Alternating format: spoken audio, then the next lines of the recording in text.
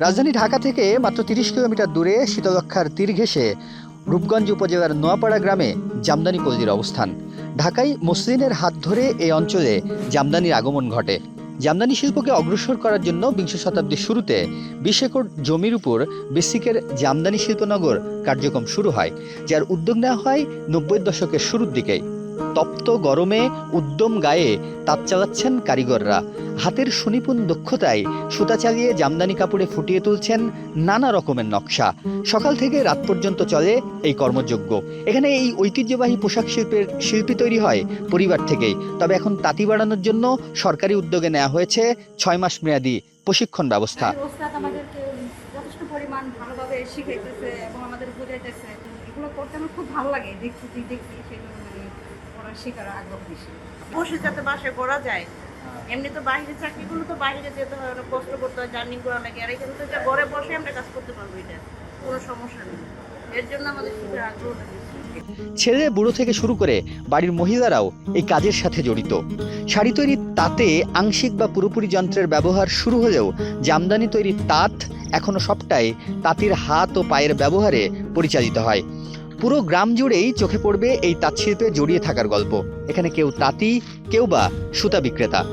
জামদানি শাড়ি অত্যন্ত যত্ন করে সময় নিয়ে তৈরি হয়। একটি শাড়ি তৈরি হতে ১ সপ্তাহ থেকে দুই বা ৩ মাস, কোনো কোনো শাড়িতে ১ বছরও লেগে যায়। তবে বেশি বা কম সময় নির্ভর করে কাজের মান ও শাড়ির বাহারি সব ডিজাইনের উপর।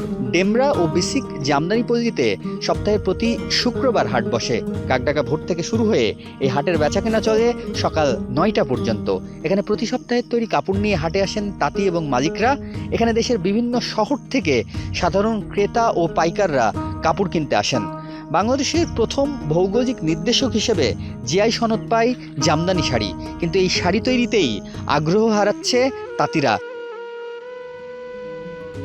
দিনরাত কাজ করেও মিলছে না প্রত্যাশা মাফিক মজুরি। তবে কারিগরদের তৈরি শাড়ি থেকে চড়াও মূল্য ঠিকই পাচ্ছে তাঁত মালিকরা।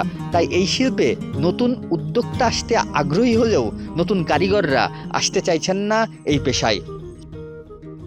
এই শিল্পে ছেলে পেলে তো মনে একটা হওয়া যেতেছে না, যার কারণে আমরা কাজে আগের থেকে আরও বরঞ্চ কারখানা কমছে, তা তো কমতেছে। শুধু এই কাজের প্রতি আপনার এই ঠিকঠাক মজুরি পাওয়া যেতেছে না। হ্যাঁ, আমার ছেলে তো আমি কাজে দিয়ে দিচ্ছি, লেখাপড়া করাতে পারি না। আর এইগুলো বইলে কোনো আমরা যাদের কাছে বলছি, কি আর্টস হয়ে গেছে, সরকারি লোক আর্টস হয়ে গেছে, আমাদের কথা শুনছে। আমাদের কথা শুনলেও তারা আমাদের কোনো উপকার করতে পারে। সরকারও এটা নিয়ে কিছু করতে পারেনি এই পর্যন্ত। অনেক তো আবেদন তো বহুতই থাকে।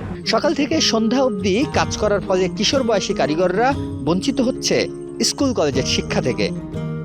এই কাজের পাশাপাশি পড়াশোনা করার কোনো অবস্থাই নেই, কারণ আমাদের কাজ সকাল ৬টা থেকে শুরু হয়, রাত ৮টা পর্যন্ত করতে হয়। আর শুক্রবার একদিন ছুটি পাই, তাও মনে করেন শুক্রবার দিন ১০টার পর থেকে ছুটি।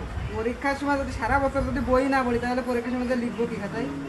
রাষ্ট্রীয়ভাবে সঠিক দিক নির্দেশনা, কারিগরদের উন্নত প্রশিক্ষণ ব্যবস্থা ও সঠিক মূল্যায়নের পাশাপাশি শিক্ষায় পিছিয়ে থাকা এ অঞ্চলের তরুণ তরুণীরা কাজের মাঝে মাঝে পড়াশোনার সুযোগ পেলে রূপগঞ্জ জামদানি পল্লী আগামীতে রোল মডেল হয়ে উঠতে পারে বাংলাদেশের জন্য।